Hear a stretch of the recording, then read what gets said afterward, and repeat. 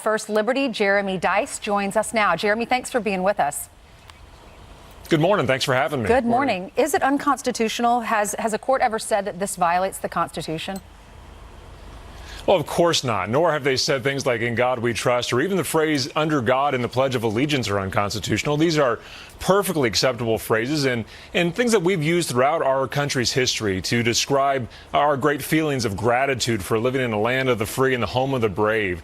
It's a way that we have prepared ourselves before battle and reminded ourselves after great tragedy.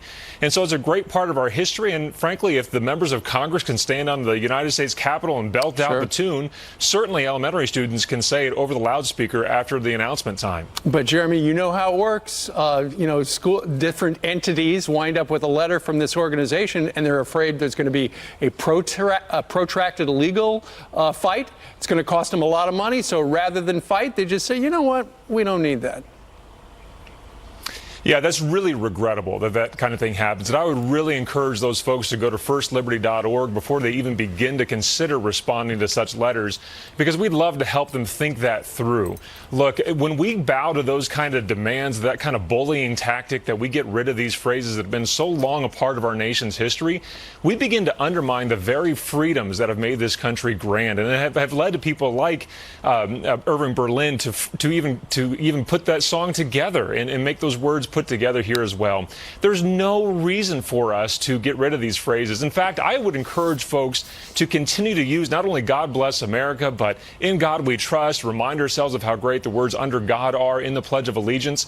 Go to firstliberty.org right now. We've got a special gift for you to remind your neighbors and your friends about how important phrases like "in God we trust" and "God bless America" are to our country. Well, you know, as a Christian, my faith is extremely important to me. When I think about taking God out of America, it really saddens me because I feel like we need him. When you have shootings in synagogues and shootings, in churches, and you have to get wanded before you walk into a congregation or into, a church now. Where have we come as a country? What's going to happen if we continue to push this narrative to take God out of everything?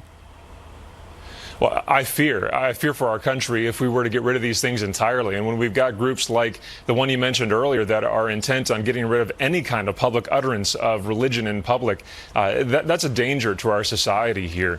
Look, let me give you the clear and very technical legal analysis. If you get a letter from this organization that says you need to get rid of the words "God bless America," or if they try to intimidate you to think that sixth graders' use of the phrase "God bless America" over the intercom during the announcement times right after they said the words "under God" in the Pledge of Allegiance, and that's somehow unconstitutional, ignore it. It's not worth the paper that is written on. And for that matter, I'm wondering if they're so upset about the phrase "God bless America," is the school district there in Pennsylvania that is frankly not too far away from where those flights went down on 9/11, are they then going to get rid of like the dollar bills that have "in God we trust" on them? Are they going to start punishing teachers for saying "God bless you" to students that sneeze in the hallway?